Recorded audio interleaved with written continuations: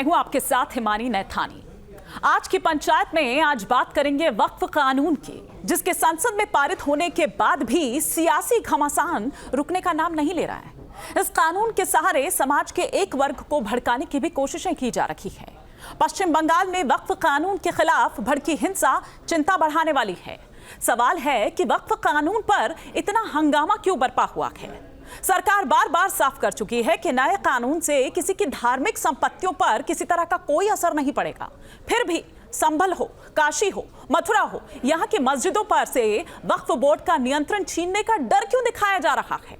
बड़ा सवाल यह भी कि वक्फ के नाम पर आखिर कौन भड़का रहा है। अगले 1 घंटे में इन सवालों के जवाबों को तलाशने की कोशिश करेंगे, लेकिन उससे पहले आपको दिखाते हैं कि किस तरह वक्फ कानून पर आरोप प्रत्यारोप और हंगामे का दौर जारी है।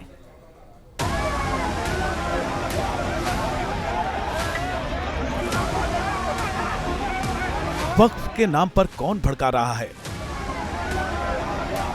वक्फ के नाम पर कौन गुमराह कर रहा है? वक्फ के नाम पर देश का माहौल कौन बिगाड़ना चाहता है? वक्फ के नाम पर लोगों को सड़कों पर कौन उतारना चाहता है? ये सवाल इसलिए क्योंकि वक्फ के नाम पर बंगाल में जो हिंसा हो रही है वो हैरान करने वाली है। वक्फ कानून के विरोध के नाम पर हिंदुओं को निशाना बनाया जा रहा है। समाज के 2 वर्गों को लड़ाया जा रहा है। विभाजन की खाई को पाटने की बजाय चौड़ा करने की साजिश रची जा रही है। पश्चिम बंगाल से जिस तरह की तस्वीरें सामने आ रही हैं, वो बेहद खौफनाक हैं, चिंता बढ़ाने वाली हैं और कई सवाल खड़े कर रही हैं। पश्चिम बंगाल के मुर्शिदाबाद में सबसे ज्यादा उबाल है। चिंता की बात यह है कि वक्फ कानून के विरोध में जो हिंसा का खेल खेला जा रहा है, उसकी जद में निर्दोष हिंदू हैं।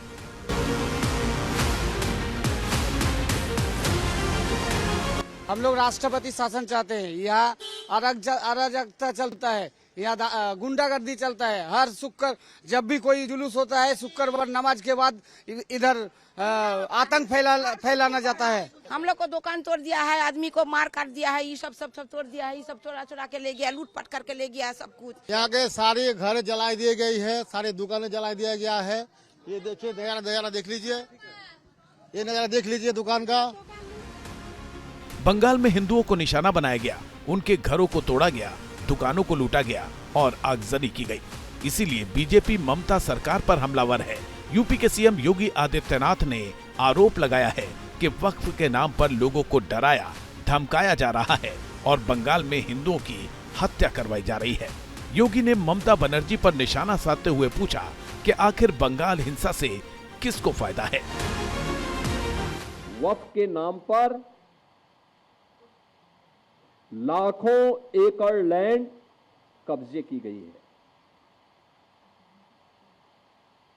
और उनके पास कोई कागज नहीं, कोई राजस्व रिकॉर्ड नहीं, और राजस्व रिकॉर्ड नहीं तो सभी को वापस लेने की कार्रवाई जब इस संशोधन विधेयक संसद में पारित हुआ है और अब इस पर कार्रवाई हो रही है, तो इसके लिए हिंसा भड़काई जा रही है। वक्फ संशोधन अधिनियम में भी इन लोगों ने वही हिंसा कर रहे हैं, धमकी दी जा रही है, फिर अव्यवस्था पैदा करने का प्रयास हो रहा है।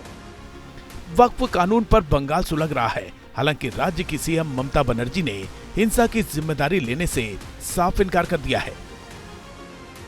नए वक्फ कानून को लेकर एआईएमआईएम अध्यक्ष और सांसद असदुद्दीन ओवैसी भी मैदान में उतरे हुए हैं।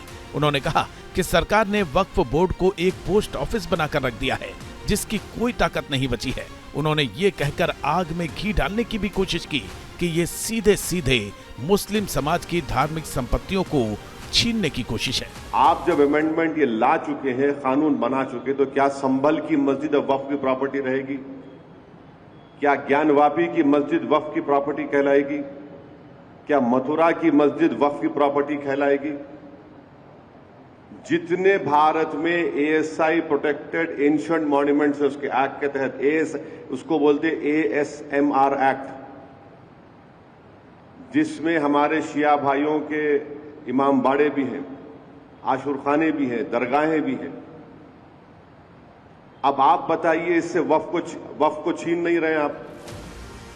ओवैसी ने 19 अप्रैल से बकरीद तक वक्फ कानून के खिलाफ विरोध प्रदर्शन का भी ऐलान किया है। साथ ही मुस्लिमों से वक्फ कानून के खिलाफ प्रदर्शनों में हिस्सा लेने की अपील की है। दरअसल राष्ट्रपति द्रौपदी मुर्मू ने संसद के दोनों सदनों से पारित होने के बाद 5 अप्रैल को वक्फ संशोधन अधिनियम को मंजूरी दे दी थी।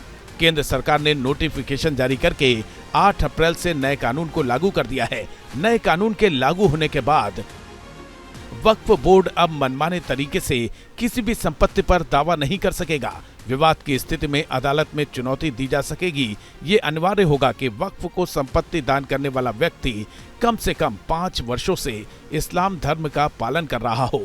मस्जिदों और अन्य धार्मिक स्थलों की पूर्व स्थिति बनी रहेगी। अधिसूचना से पहले की स्थिति को मान्यता दी जाएगी। जमीन विवादों के निपटारे के लिए जिला मजिस्ट्रेट के अलावा अन्य अधिकारियों को भी अधिकार मिलेंगे, जिन्हें राज्य सरकार नामित करेगी। वक्फ कानून के खिलाफ सुप्रीम कोर्ट में कांग्रेस समेत कई पार्टियां और मुस्लिम संगठनों की तरफ से 15 याचिकाएं दाखिल की गई हैं। सीजेआई संजीव खन्ना की अगुवाई वाली 3 सदस्यीय पीठ 16 अप्रैल को इस मामले की सुनवाई कर सकती है। मामला देश की सबसे बड़ी अदालत तक पहुंच गया है, जहां नए कानून की वैधता पर फैसला होगा। फिर भी वक्फ कानून पर हंगामा शांत नहीं हो रहा। देश के कई हिस्सों में विरोध प्रदर्शन हो रहे हैं। पश्चिम बंगाल में तो हिंसा की घटनाएं भी लगातार सामने आ रही हैं।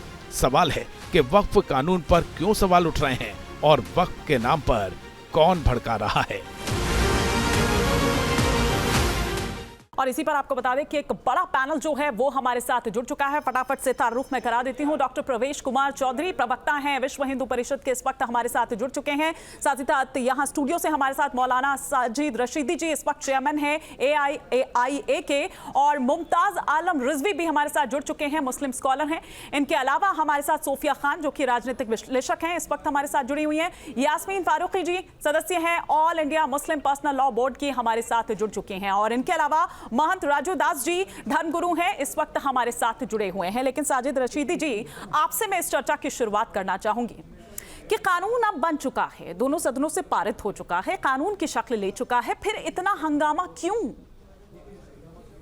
देखिए, असल में पिछले जो 60-65 साल की राजनीति को जब अध्ययन करते हैं हम, तो इसमें मुसलमान को हमेशा डराया ही गया है।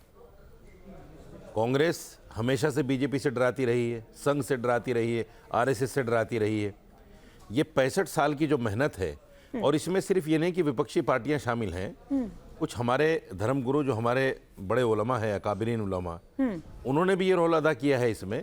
उन्होंने भी बाकायदा बीजेपी से डराने का काम किया है। आपको याद होगा महाराष्ट्र में एक फतवा निकला था मौलाना सज्जाद नोमानी साहब की तरफ से कि जो आदमी बीजेपी को वोट दे उसका सोशल बाइकाट कर दिया जाए।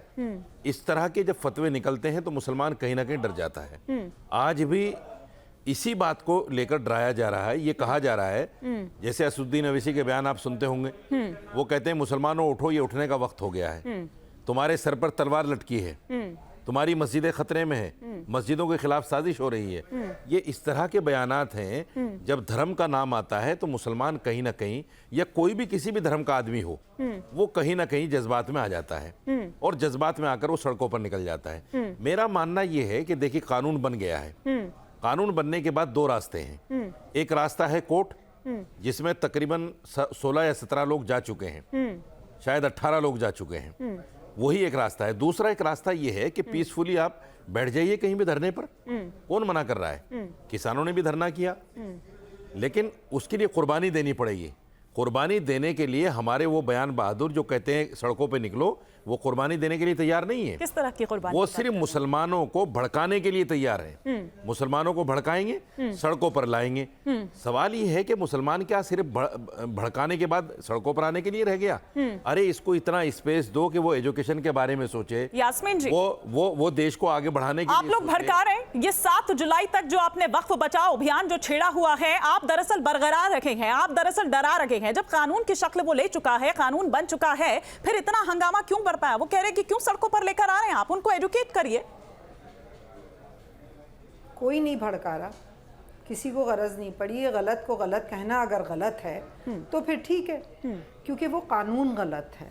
उसमें इतनी खामियां हैं, कोई इंतहा नहीं। देखिए, एहतजाज करना हमारा संवैधानिक अधिकार है और हम एहतजाज करके अपने जो अंदर का गुस्सा कह लीजिए या दर्द, बल्कि मैं तो गुस्सा भी नहीं कहती हूँ, एक अंदर की जो तकलीफ है हमारी कि आप गलत कर रहे हो हमारे साथ, वो सिर्फ हम सड़कों पे एहतजाज करके, हमारी पार्टी तो शुरू से एहतजाज कर रही है, बिल पास नहीं हुआ था उससे पहले से हम लोग बहुत खामोशी से एहतजाज कर रहे हैं। तो एहतजाज करना हमारा हक है, दिल दुख रहा है तो बोलेंगे भी। अगर आप उसमें पॉइंट पे आ जाएं, एक एक पॉइंट गिनवाते दीजिए, मैं उसकी खामियां आपको बतलाती जाऊंगी। आप कहेंगी मैं वैसे खामियां बता दूंगी आपको, क्योंकि इतने लोग खामियां बता चुके हैं फिर भी लोगों के समझ में नहीं आ रहा है। आप फरमाएंगी तो मैं खामियां बता दूंगी। नहीं बताइए ना, बिल्कुल, मैं वही तो आपसे जानना चाह रही हूँ, क्योंकि इसमें तकलीफ है, इसमें हमारे संविधान। जी जी जी जी जी फरमाएं, कहिए, आप अपनी बात कहिए। आप परेशान, आप क्या परेशानी है उनको आप गिनवा रहे थे, खामियां जो हैं उनको आप गिनवा रही थी।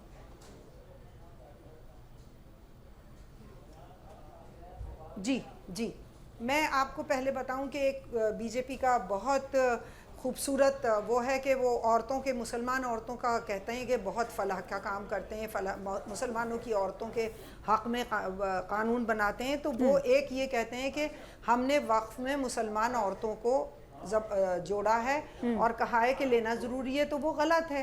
आप कहें पूरे हिंदुस्तान के वक्फ बोर्ड को देख लीजिए, हर जगह 3, 4, 2 औरतें आपको मिल जाएंगी। वो डिटेल में जाऊंगी तो बहुत लंबी कहानी हो जाएगी, आप कहेंगी तो मैं वो आपको फहरिस्त भी भेज दूंगी। दूसरा ये कहते हैं कि गैर मुस्लिम जो हैं वो इसमें दाखिल होंगे। आप मुझे बेटे ये बताइए कि क्या मंदिरों में आप मुसलमानों को ले रहे हो क्या?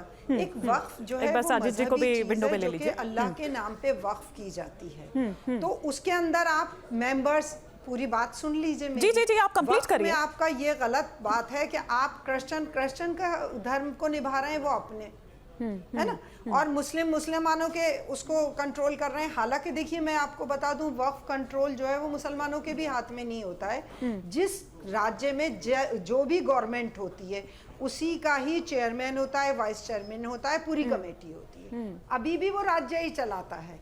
अब आपको मालूम है कि 3 पिलर्स हैं अपने एडमिनिस्ट्रेशन, जो कि गवर्नमेंट, जो कि मतलब पूरा कंट्री चलाता है। एडमिनिस्ट्रेशन, आपका न्यायपालिका और आपका जो ये जो चुन के जाते हैं वो। आपका वक्फ कानून में आप न्यायपालिका के अधिकार को एडमिनिस्ट्रेशन को दे रहे हो कि कलेक्टर के हाथ में दे दो। तो ये कहाँ तक सही है? कलेक्टर अपने आप में बिजी होता है, वो कानून के हिसाब से कैसे वो करेगा? ठीक है यास्मीन जी, आपके कुछ पॉइंट्स मैंने सुने, लेकिन शायद किरण रिजिजू ने जो पॉइंट्स गिनवाए थे पूरे 10 पॉइंट, आप कुछ कहना चाह रहे हैं, मैं आ रही हूँ उस पर, शायद आपने गौर नहीं किया, लेकिन यहाँ पर सादिद रशीदी जी आपसे कुछ कहना चाह रहे हैं, कुछ काउंटर करना चाह रहे हैं आपकी बात पर। यास्मीन आपा, मैं बड़ा एहतराम करता हूँ आपका, माशाल्लाह बहुत सुलझी हुई बात करती हैं। अभी आपने एक बात कही कि चलिए आप मेरी बात अधूरी छोड़ के उनकी कहना चाहती हैं। नहीं ऐसा नहीं है, आपके कुछ पॉइंट्स पर पूरी कर लीजिए, सुन लीजिएगा। आपने अभी एक बात कही है कि 2 हिंदुओं को लाना चाहते हैं, और फिर साथ में आपने ये भी कह दिया कि वो कमेटी सरकार की कमेटी होती है। देखिए कहाँ कंट्रोवर्सी है आपकी बातों में। जब ये कमेटी सरकार की है, वक्फ बोर्ड सरकार बनाती है, चाहे चेयरमैन हो चाहे मेंबर हो, तो वो इसमें हिंदू रखे मुसलमान रखे इससे कोई फर्क नहीं पड़ता। फर्क कहाँ पड़ता है कि आपकी जो मस्जिदों की कमेटी है उसमें कोई हिंदू नहीं होगा, आपकी दरगाहों की जो कमेटी है उसमें कोई हिंदू नहीं होगा, आपकी जो इस तरह की रिलीजियस कमेटी होंगी उसमें कोई हिंदू नहीं होगा। वक्फ बोर्ड की कमेटी, जब वक्फ बोर्ड है ही सरकार का इदारा, जब चलाती ही सरकार है उसको, तो उसमें हिंदू आए मुसलमान आए, एडमिनिस्ट्रेटर सुन लीजिए, एडमिनिस्ट्रेटर जो है हिंदू होता है, रेवेन्यू में सारे अफसर, बराबरी का दावा। यास्मीन आपा सुन तो लीजिए, रेवेन्यू में सारे अफसरान हिंदू होते हैं, ऊपर से लेकर जितने भी अफसर हैं सारे हिंदू हैं। कहाँ से हिंदुओं को निकालोगे आप? की बातें कर रहे हैं, कहाँ से हिंदुओं को निकालोगे आप? करो, मुझे ये बातें समझ में नहीं। लेकिन यास्मीन जी, ये बात तो ठीक है ना कि आप सिर्फ आधी ही बात बता रही हैं, आप लोग पूरी तरह से नहीं। सुनिए ना, क्यों कहा जा रहा है कि बरगला रहे हैं, क्यों कहा जा रहा है कि क्योंकि बना रहे हो? नहीं, सुनिए ना, प्रजातांत्रिक तरीके से हुआ जो हुआ, कोई नहीं बरगला रहा। प्रजातांत्रिक तरीके से हुआ जो हुआ, ये तो आप मानेंगे ना, क्योंकि कई बार आप लोग कहते हैं कि तानाशाही कर रहे हैं और बीजेपी हिंदू मुसलमान करती है, इस तरह के तमाम जो आरोप हैं आप वो लगाते हैं। 288 जो वोट है वो उसके पक्ष में पड़ते हैं, 232 जो वोट है जो इख्तिदार में होता है वो दादागिरी करता है। हाँ, 296 पक्ष में है। इख्तिदार का फायदा, हाँ, नहीं, इख्तिदार का फायदा, क्योंकि आप इख्तिदार में हो इसलिए आप किसी को भी कुचल के आगे बढ़ जाओगे। पर इसमें कुचलने जैसा क्या है? मैं आपसे यहाँ पर मुमताज जी समझना चाहूंगी, क्या एक बार फिर से इसके जरिए एक वो सीए वाला माहौल तैयार किया जा रहा है क्या यहाँ पर? क्या सीए बनाने की तैयारियां यहाँ पर वक्फ को भी? देखिए हिमानी जी, बहुत बहुत शुक्रिया आपका। सीए हो या वक्फ का मामला हो या किसानों का मामला हो या जाटों ने जो आंदोलन किया था रिजर्वेशन का मामला हो, ये तमाम ऐसे मामले हैं जो डेमोक्रेसी का हिस्सा हैं। डेमोक्रेसी में इस बात की इजाज़त है, मैं तशद्दुद को पसंद नहीं करता, तोड़फोड़ को पसंद नहीं करता, लेकिन डेमोक्रेसी में आवाज़ न उठाई जाए और अपनी बात न कही जाए, मैं नहीं समझता कि डेमोक्रेसी के लिए अच्छा है। बिल्कुल उठानी चाहिए। किसानों से भी यही कहा गया था, 17 मीटिंगें हुई थी मानी जी, आपको याद होगा, कृषि मंत्री के साथ किसानों की, लेकिन सरकार समझा नहीं सकी कि इसमें अच्छा क्या है। बस बताती थी अच्छा बहुत है, बहुत फायदेमंद है, और जो बड़े बड़े धन्ना सेठ थे उनके स्टोरेज बन रहे थे, किसान सब समझ रहे थे कि हम उनके साथ क्या हो रहा है। वही चीज यहाँ पे है, बिल्कुल वही चीज है। हमारी जमीन लेने की कोशिश की जा रही है, जो औकाफ है बड़े बड़े, हाँ, उसको हड़पने की कोशिश की जा रही है। और सबसे देखिए असल बात ये नहीं है कि उसमें दो हिंदू क्यों आ गए, ये सब उलझाया जा रहा है। ये मसला ही नहीं है। मसला ये है कि सरकार जिन औकाफ पर काबिज है वो सरकार जमीन हमें देगी कि नहीं देगी, वक्फ की जमीन को वापस करेगी कि नहीं करेगी, इस पे कोई बहस नहीं कर रहा है। असल इशू ये है।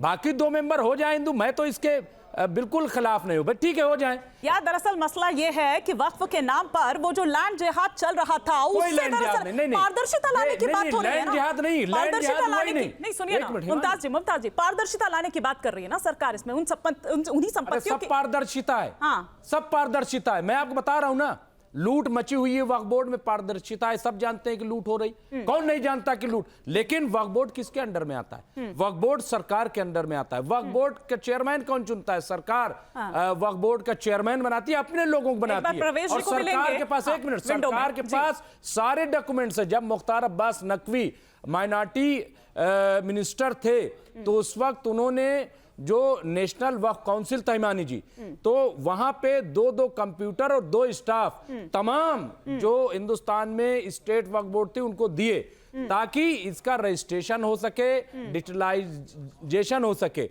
और वो काम हुआ। और मैं तो यकीन के साथ कहता हूं कि अगर आज मुख्तार अब्बास नकवी मिनिस्टर होते तो जितनी यहाँ पे अफरा तफरी हो गई, जितना बवाल मच गया, कुछ ना होता और सही माने में सही कदम उठाया जाता। अब प्रवेश जी को मैं एक बार इस चर्चा में लाना चाहूंगी, और आपने सुना यहाँ पर, आपने तीनों पैनलिस्ट की आपने यहाँ पर बात सुनी। चौधरी जी, मैं आपसे समझना चाहूंगी, क्योंकि देखिए उधर ओवैसी भी कह रहे हैं कि ये दरअसल मुसलमानों के खिलाफ एक ऐलान जंग जो है ये वो हो गया। अभी आपने यास्मीन जी को सुना कि किस तरह से उनकी जो जमीनें हैं उनको हड़पने की यहाँ पर कोशिश है, और वो देखिए उसको किस तरह से जोड़ा जा रहा है, उसको धर्म से किस तरह से जोड़ा जा रहा है कि उनकी दरगाह हो, उनकी मस्जिदें हो, उनके इमाम बाड़े हो, उनको कंट्रोल में लेने की कोशिश है, जबकि ये मामला धार्मिक आस्था से जुड़ा है ही नहीं, लेकिन उसमें उसका पुट दिया जा रहा है। हिमानी जी, ये सच्चाई है कि वक्फ का कोई लेना देना नहीं है रिलीजन के मामले से। जो मुतव्विल है और जो दरगाह का या जो उसका मैनेजमेंट है वो रिलीजियस है, वो मजहबी रहेगा, उसमें कोई दिक्कत नहीं है। लेकिन जो काउंसिल है, बोर्ड है, अगर उनके अंदर कोई और भी समाज के लोग आ जाएं तो उसमें कोई दिक्कत नहीं होनी चाहिए।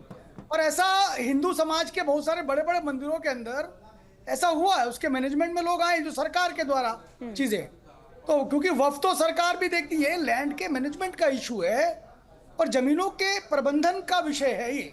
इसको एकदम बिल्कुल मुस्लिम समाज मुझे सुन रहा है, उसको सुन ले, समझ ले, इससे कोई लेना देना नहीं रिलीजन का। आप जैसे इबादत करते हैं, जहां इबादत करते हैं, उनको कोई छेड़ नहीं रहा, कोई छेड़ेगा भी नहीं उनको। लेकिन जिन जमीनों को दिया गया किस काम के लिए था, उन पर वो यूज नहीं हो रहा, उस पर बड़े बड़े मॉल बने हुए हैं, लिस्ट लिए घूम रहे हैं। ठीक है, एक एक करके ठीक है, एक बार उनको कंप्लीट करने देना, इनसे पूछिए, कंप्लीट करने देते हैं। क्या हुआ है उन कब्जे का जो है उसको हटा करके और गरीब मुसलमान को, पसमंदा मुसलमान को, आप सोचिए पसमंदा मुसलमानों का एक पूरा संगठन, बड़ा संगठन, वो किरण रिजिजू से मिलकर उनका धन्यवाद कर रहा है।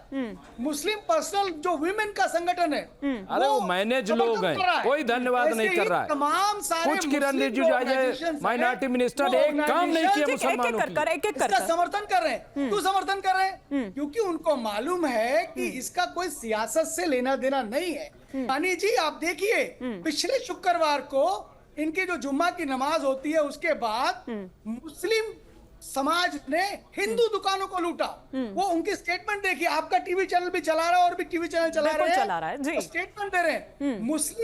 मुस्लिम वर्ग ने हिंदू दुकानों को लूटा। ये क्या चोर और डकैत थे कि वो चोरी डकैती करके उसके बाद उसमें पेट्रोल से जला करके आग जला रहे हैं? ठीक है, ये देखिए मैं कह रहा हूँ, मैं उस पर भी आऊंगी। हमारे साथ राजू दास जी भी जुड़े हुए हैं और सोफिया जी भी जुड़ी हुई हैं, उनका भी अभी एक भी कमेंट नहीं हुआ है। लेकिन रिजवी जी, ठीक है चौधरी जी मैं आ रही हूँ, लेकिन रिजवी जी आपने मेरी बात का जवाब नहीं दिया कि क्या वक्फ बोर्ड दरअसल लैंड जिहाद करने का एक जरिया बन गया था, इसलिए इतनी आपत्ति हो रही है? मैं वामसी पोर्टल का यहाँ पर एक एग्जाम्पल आपको देना चाहूंगी जो उनके द्वारा, देखिए क्या था वामसी पोर्टल में, क्या लिखा गया है कि वक्फ बोर्ड की जमीनों पर कुल 58,898 अतिक्रमण के मामले सामने आए हैं। ठीक है, इसके बाद वक्फ से संबंधित ट्रिब्यूनल में कुल 19,207 मुकदमे चल रहे हैं, जिसमें जमीन हड़पने और अतिक्रमण को मिलाकर कुल 6,560 मामले चल रहे हैं। ये तो काफी लंबी है फेरिस्त, लेकिन ये पॉइंट आउट मैं यहां पर करना चाह रही हूं और इसीलिए कह रही थी कि दरअसल क्या ये एक लैंड जिहाद का जरिया बने? एक मिनट मानी जी, कोई लैंड जिहाद नहीं है, ये वामसी पोर्टल हर चीज को, अरे कुछ नहीं। देखिए मैं आपको बता रहा हूं, हमारी एक मिसाल छोटी सी आप दिल्ली की देख लीजिए। दिल्ली में 123 प्रॉपर्टी जो वक्फ की थी, 1984 से मुकदमा चल रहा है, आज तक वो जमीन नहीं मिल पाई। कह रहे हैं कि जिस पे हाथ रख दीजिए वक्फ बोर्ड जमीन, लेकिन हमारी जो अपनी जमीन है, और सुनिए हिमानी जी, कौन सी जमीन है जिस पे कब्रिस्तान है, जिस पे मस्जिदें हैं, जिस पे दरगाहें, आज तक ये नहीं मिल पाई। लेकिन ये कह रहे हैं साहब जिस पे हाथ रख देते हैं वो वक्फ बोर्ड की हो जाती। अरे कहां से हो जाती है? सरकारों ने हमारी जमीनों पे ओबराय होटल बना हुआ है, आप बताइए इस तरीके के न जाने। और मैं आपको बताऊं, आपको हैरानी होगी, और साजिद रशीदी साहब बैठे हैं, आपको बता दूं, जो फिरोज शाह रोड पे जहां पे नृत्य कला एकेडमी बनी, पता कर लीजिएगा, फिरोज शाही मस्जिद पर 1958 में वहां पे बुनियाद रखी गई, मस्जिद को तोड़ करके। जा करके देख लीजिए, उस वक्त बीजेपी नहीं थी, कांग्रेस सरकार थी। कांग्रेस को जिम्मेदार मैं बता रहा हूं। जमीयत उलमा हिंद गई वहां पे मौलाना आजाद को लेकर के पंडित जी के पास, पंडित जवाहरलाल नेहरू के पास, और उन्होंने कह दिया कि साहब अगर ऐसा करोगे तो फिर दिल्ली बस चुकी, ये कह के उन्हें वापस कर। रशीद जी क्विक रिएक्शन, फिर मैं सोफिया जी और राजू दास जी का रुख करूं। ठीक है, तो स्टोरियां की है। हाँ। अभी भी मैं एज ए जर्नलिस्ट, ये जानते हैं साजिद साहब, हाँ। मैंने तकरीबन 56 उन मस्जिदों पे काम किया दिल्ली में जिसपे ताले आज भी लगे हुए हैं। ठीक है, रशीदी जी कुछ कह रहे हैं, रशीदी जी कुछ कह रहे हैं। और रशीदी जी, वो लालू प्रसाद यादव के वो 2010 का जो वीडियो वायरल हो रहा है ना, वो संसद में जो उन्होंने कहा था, जरा उसका भी से बोलिएगा। मुमताज भाई, मैं ईमानदारी, सुनिए मैं ईमानदारी से बोल रहा हूँ। आपने भी मस्जिदों का सर्वे किया है उसमें, और रिपोर्टें भी बनाई हैं। मैं एक चीज बताना चाहता हूँ आपसे, दिल्ली के अंदर 250 बीघा जमीन ऐसी है, 250 बीघा, वो अलग अलग प्रॉपर्टी है, कोई 13 बीघे, कोई 11 बीघे, कोई 15 बीघे, कोई 9 बीघे। ये 250 बीघा जमीन कांग्रेस सरकार ने अपनी सरकार रहते हुए वक्फ बोर्ड की छीनी है। आप उस वक्त क्यों नहीं बोले भाई? ठीक बात है, पर्सनल बोर्ड उस वक्त कहां चला गया? जमीन तो लमा उस वक्त नहीं। अरे भाई आपके लिखने से नहीं होता कुछ भी। ये तंजीमें कहां थी उस वक्त? 250 बीघे जमीन मामूली नहीं होती।